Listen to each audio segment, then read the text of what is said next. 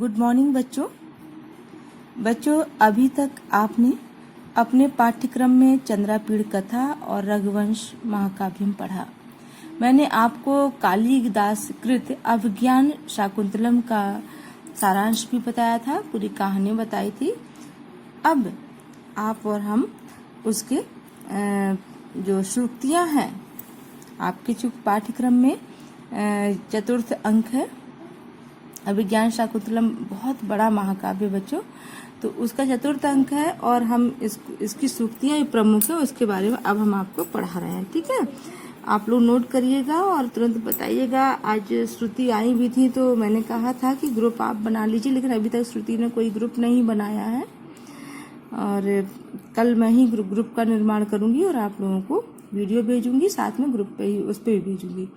बच्चों आप लोगों का वो भी है, क्या कहते हैं, आप लोगों का एग्ज़ाम भी है। एग्ज़ाम ज़रूर दें ताकि उससे आपको अंदाज पड़ जाए कि आपको कितना आता है।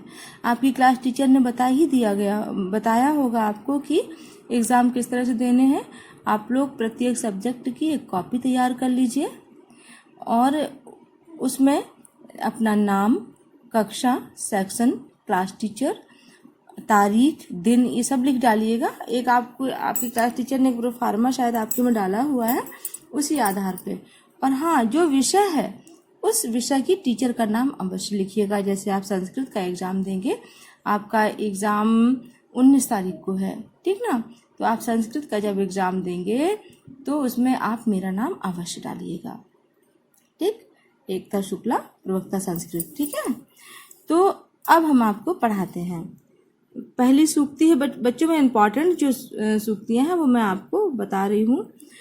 तो जो पहली सूक्ति है कि रम्यांतरा कमलिनी हरिते है सरोभि सछाया तृनिर्यतमिता कर्मयुक्तापः भूयात कुशेश्वर जो मृदुरेण ऋष्याः शांतानुकूल पवनक्ष शिवक्ष पंथा।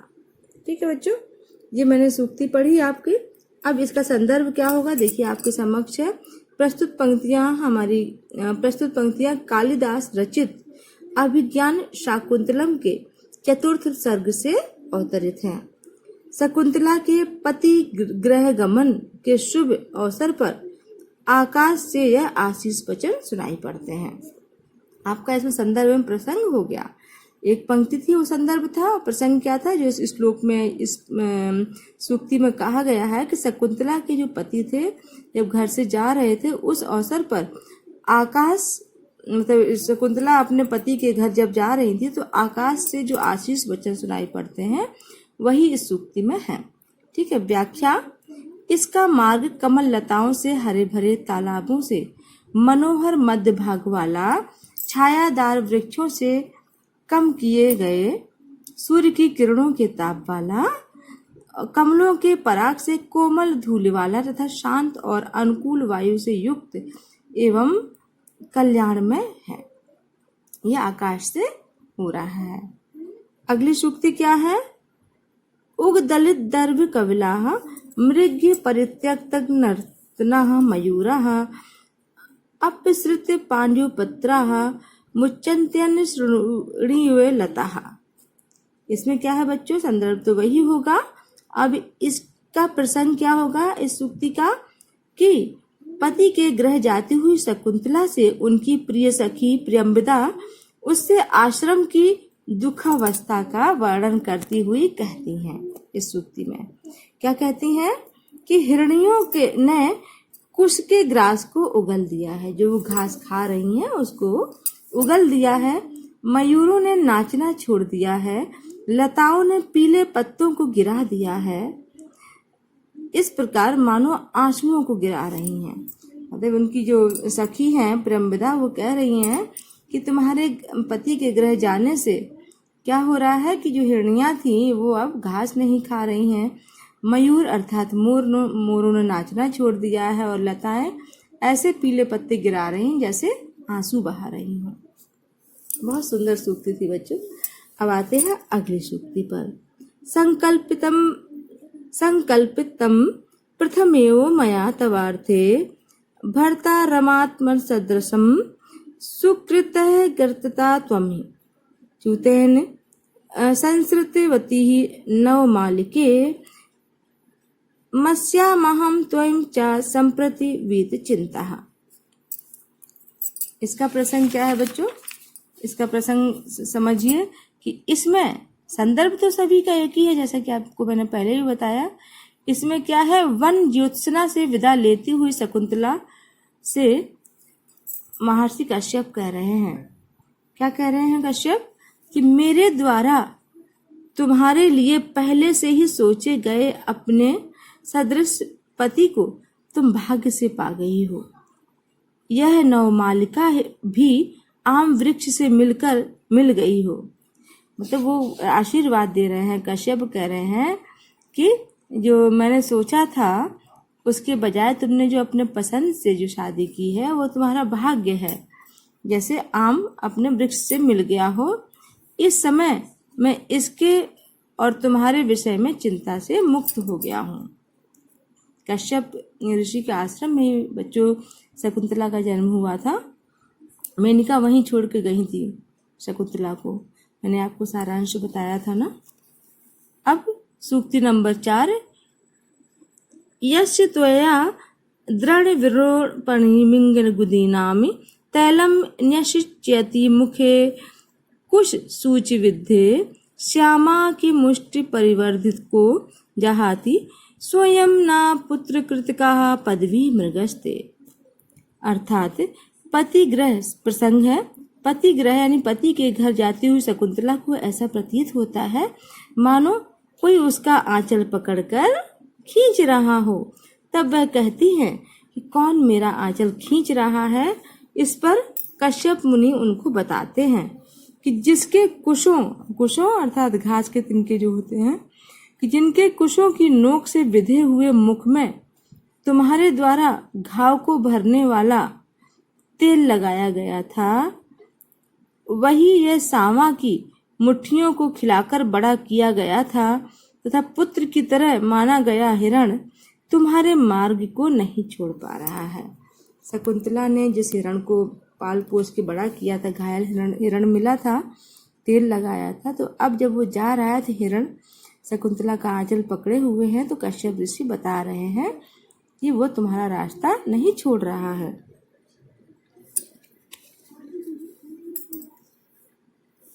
बच्चों वीडियो को सब्सक्राइब करके और लाइक करके जरूर सुना करो, ताकि लाइक से मुझे मालूम चल जाता है कितने बच्चों ने देखा है ना। तो जब मैं आपको बताती हूँ तो एक एक शब्द में इसमें आपको हल करके बताती हूँ। देखिए, जब तक आप खुद नहीं समझेंगे, मैं तो समझा दूंगी, लेकिन आप स्वयं नहीं समझेंगे तो थोड़ा सा प्रॉब्लम हो जाएगी। मैं आपके समक्ष सब कुछ प्रस्तुत कर रही हूँ, आप पढ़ भी सकते हैं, मैं मुंह से भी बोल रही हूँ। आप इसको नोट्स कॉपी में अवश्य अंकित किया करें। सूक्ति नंबर 5, उत्पक्ष मरणो नर्योरि परिवृतम वाष्पम कुर स्थिरतयाः वृत्तानुबंधम अस्मिन् लक्षित ननोत्तम भूमि भागे मार्गे पदानुखलते विषमी भवन्ति। इसमें प्रसंग क्या है बच्चों? संदर्भ तो वही है, प्रस्तुत श्लोक हमारी पाठ्य पुस्तक अभिज्ञान शाकुंतलम के पुस्तक के नाटक अभिज्ञान शाकुंतलम के 4th अंक से अवतरित है। और इसमें प्रसंग क्या है? यात्रा के समय रोती हुई शकुंतला को देखकर कण्व महर्षि कहते हैं, बेटी रो मत, आंखों में आंसू आने से देखने की शक्ति में व्यवधान उत्पन्न होता है। मार्ग को भली प्रकार न देखने से गिरने का भय रहता है। इसी का वर्णन वो कर रहे हैं। कौन? कण्व ऋषि।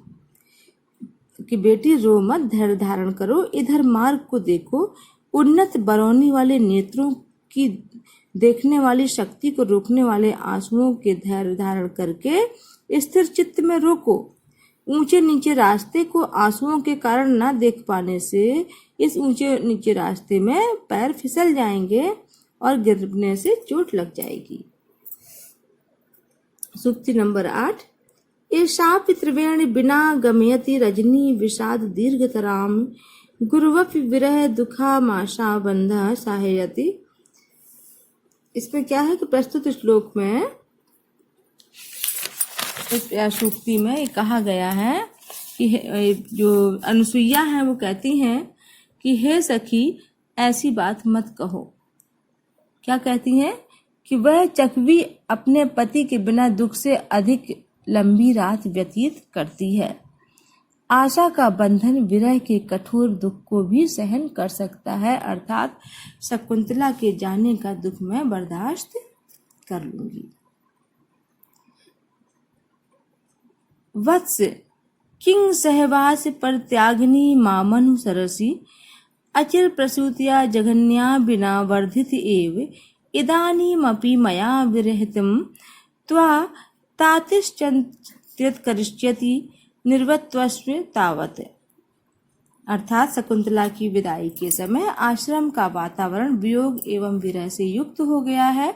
पतिग्रह जाती शकुंतला को उसके द्वारा पल्लवित मृग शावक उसके वस्त्र को मुंह में पकड़कर रोकता है। इस पर शकुंतला उससे कह रही हैं कि वत्स, मैं सहवास का त्याग कर रही हूँ, तुम क्यों मेरा पीछा करते हो? तुम्हें जन्म देते ही तुम्हारी माता मर गई थी। उनसे बिछुड़ने पर जिस प्रकार मैंने तुम्हारा लालन पालन किया था, उसी प्रकार मुझसे बिछुड़ने पर पिताजी तुम्हारा ध्यान रखेंगे। बच्चों, इस ध्यान से श्लोक सुनिएगा, मैं पढ़ती जा रही हूँ।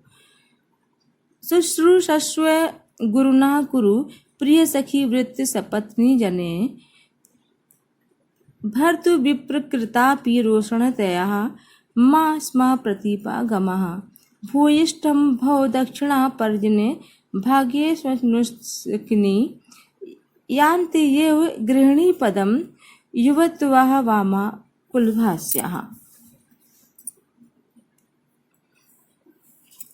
अर्थात इस श्लोक में महर्षि कण्व ने पुत्री शकुंतला को पत्नी धर्म के पालन का उपदेश दिया है।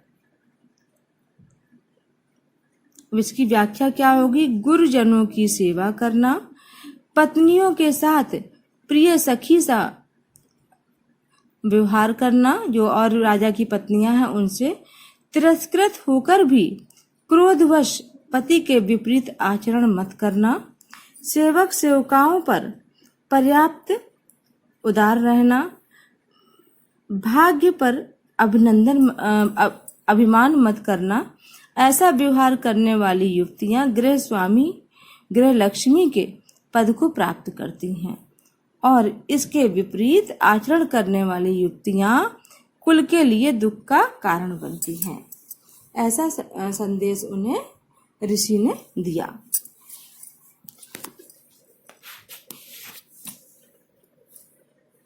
भूत्वा चिराय चतुरन्ति महिपत्नी, दौष्यन्तीं प्रतिरथं तनं निवेश्य, भर्त्रा तदर्पति कुटुम्ब भरेण सार्थ, शान्ते करिष्यति पदम पुनराश्रमेऽस्मिन्। अर्थात जब शकुंतला जाने लगती है तो दोनों सखियों ने शकुंतला से कहा, देखो बहन, अपने पुत्र को राज्य का भार देकर पुनः इसी शांति आश्रम में आकर रहना,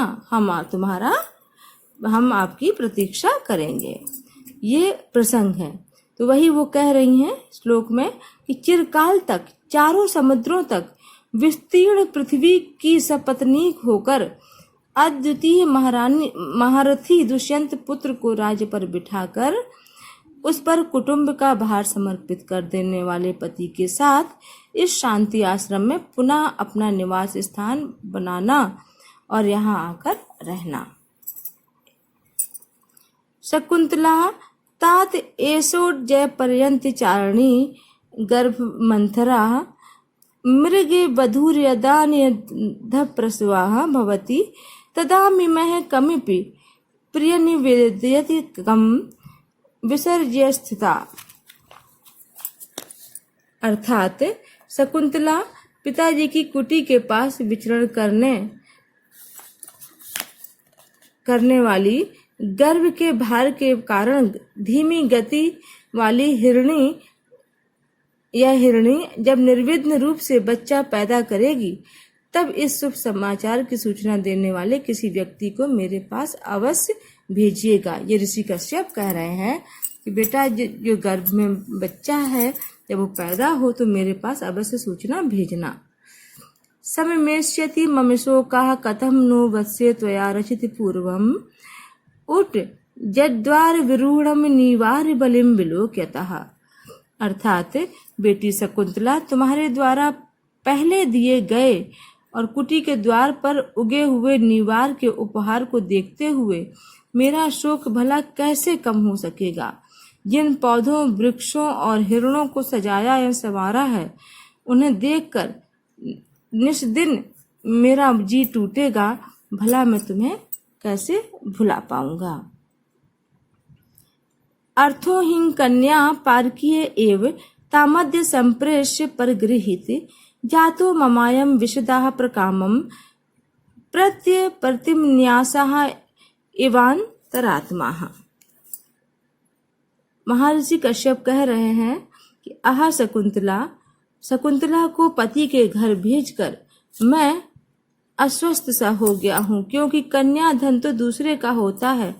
आज उसे उसके पति के घर भेजकर मैं वैसे ही प्रसन्न हृदय हूँ जैसे बहुत दिनों से अपने पास रखा हुआ कोई धन या धरोहर उसके स्वामी को सौंपकर मनुष्य प्रसन्न एवं चिंता शून्य हो जाता है। कश्यपः वात्स्य किमेवं कातरासि अभिजन्यवतो भर्तु सलाध्ये स्थितः गृहिणी पदे विभव गुरुभा कुत्यस्तस्य प्रतिक्षणामाकुलः तनयामि चिराति प्राची वाक्यं प्रस्यु च पावनं मम विरह जानिना त्वं वत्से शुचम गणस्यसि। अर्थात कश्यप जी कहते हैं कि बेटी, मुनि कश्यप कह रहे हैं कि बेटी क्यों इस तरह दुखी हो रही हो। जब शकुंतला आश्रम छोड़ के जा रही हैं तो रो रही हैं, तो कश्यप मुनि कहते हैं कि बेटी इस तरह दुखी क्यों हो रही हो। बेटी, तुम अति कुलीन पति की प्रशंसनीय गृहिणी के पद पर स्थित होकर उसके ऐश्वर्य के कारण महान कार्यों से प्रतिक्षण व्यस्त और शीघ्र ही पूरब दिशा जिस प्रकार सूर्य को पवित्र पुत्र को पैदा करके मेरे विरह जन शोक को भूल जाओगी। कश्यप मुनि कह रहे हैं कि जिस समय तुम्हारा पुत्र इस धरती पर जन्म लेगा, तुम माता पिता और आश्रम सभी का जो तुम्हें इस समय दुख है वह भूल जाओगी। अस्मान साधु विचिन्त्य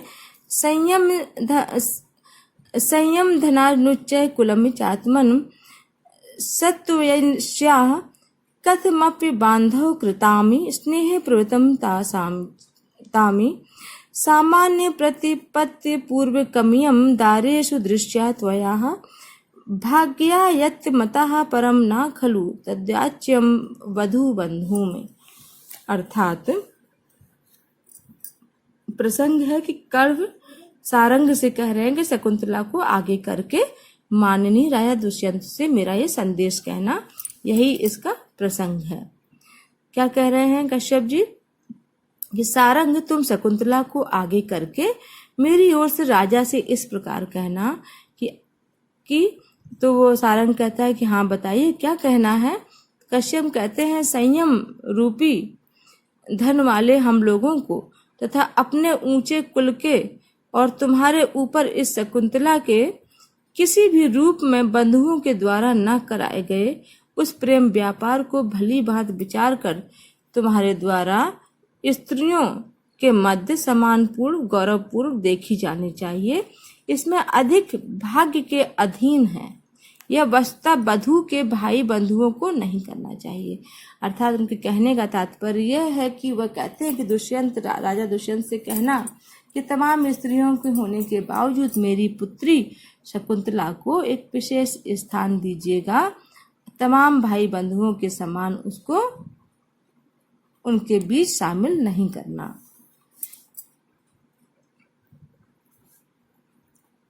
गौतमी एतमान बधू जन्य सुप्ते शाह जाते एततु खलु सर्वधारः कश्यप कहते हैं कि वत्स्य परिजस्य माँ सखी जन्म चाह शकुंतला तात इत एव प्रियंबदा संख्या निष्कृते काश्यप वत्से हमें अपि प्रदेये न युक्त मनियुस्त्रम गन्तुम त्वया सह गौतमी यास्यति। तब शकुंतला कहती हैं कि कथा मिदामी तात्स्यांक्याति परिभ्रष्टा मलय तटोन्मूलता चंदन लत्यो देशांतरे जीवितम धरिष्यामि। अर्थात यहाँ पर जो मैंने आपको अभी जो पढ़ा तो उसमें हिंदी व्याख्या है कि गौतमी कहती हैं कि इतना ही नौवधियों के लिए पर्याप्त उपदेश है बेटी, यह सब अवश्य स्मरण रखना। कश्यप कहते हैं कि बेटी मुझे और अपनी सखियों को अंतिम बार गले लगाकर विदा करो। शकुंतला कहती हैं कि पिताजी यहीं से क्या प्रियंबदा अनसुईया दोनों सखियां लौट जाएंगी। तब कश्यप कहते हैं कि बेटा ये दोनों भी विवाह करके मुझे कहीं भेजनी है, इनका हस्तिनापुर जाना ठीक नहीं है, तुम्हारे साथ गौतमी जाएंगी। शकुंतला लिपटकर अपने पिता की जो गोद से बिछड़ी हुई है रो रही हैं और उखड़ी हुई लता के समान, जैसे कोई लता एक जमीन को छोड़कर दूसरी जमीन को जाती है, उसी प्रकार महसूस कर रही हैं। इन दोनों को अभी विवाह करके इन्हें योग्य वर को देना बाकी है। कालिदास ने यहाँ बड़ी चतुरता से कर्ण के मुख से अनसुईया और प्रियंबदा को शकुंतला के साथ जाने से रुकवा दिया है। यदि दोनों जाती तो दुर्वासा के शाप की बात प्रकट हो जाती, उसका कुछ खास प्रभाव नहीं पड़ता। और बच्चों ये अंतिम सूक्ति है, इसको विशेष रूप से सुन लो और आपका इसी के साथ अभिज्ञान शाकुंतलम का 4th अंक समाप्त हो जाएगा। आप फिर तैयारी करिएगा, अगले वीडियो में उसका प्रश्न उत्तर भी डालूंगी, ठीक है। अंतिम सूक्ति ध्यान से सुनिए। गच्छ शिवास्ते पंथानि संतु सख्यो हाधिक अंतर्निहिता शकुंतला वनराज्या कश्यपि अनसूये गतवती वह सहचारिणी निर्ग्रह शोक मनुगच्छतम मां प्रस्थितम उभे तात शकुंतला विरहतम शून्यमेव तपोवनम कथम प्रविशा। अर्थात जाओ तुम्हारा मार्ग मंगलमय हो। शकुंतला और उसके साथ जाने वाले व्यक्ति निकल गए हैं। दोनों सखियां शकुंतला को देखकर हाय कष्ट शकुंतला इस प्रकार से वन पंक्ति से ओझल हो गई, अर्थात वन से चली गई। कश्यप लंबी सांस छोड़ते हुए अनसुईया तुम लोगों की सखी चली गई, शोक को रो कर चलने वाले मेरे पीछे पीछे आओ। दोनों पिताजी शकुंतला के भी दोनों सहेलियां हैं, वो कहती हैं पिताजी शकुंतला से विहीन अथवा सूने से प्रतीत होने वाले इस तपोवन में अब कैसे प्रवेश करें।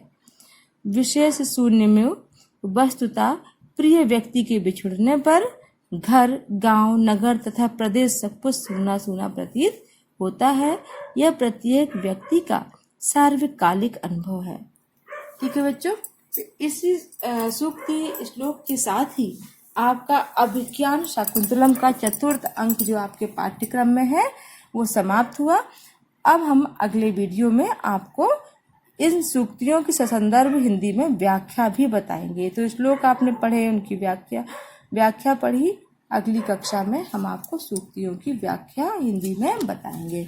ठीक है बच्चों, और आप सभी लोग एग्जाम की तैयारी करें और नाटक का भी हिस्सा आपने समझ ही लिया है। मैंने आपको सारांश पहले भी बताया था। यदि कोई कंफ्यूजन हो, भ्रम हो, आप हमको कॉल करें, हमसे पूछें। ओके बच्चों, इसी के साथ आज की कक्षा को समाप्त करते हैं। धन्यवाद। शुभाशीष।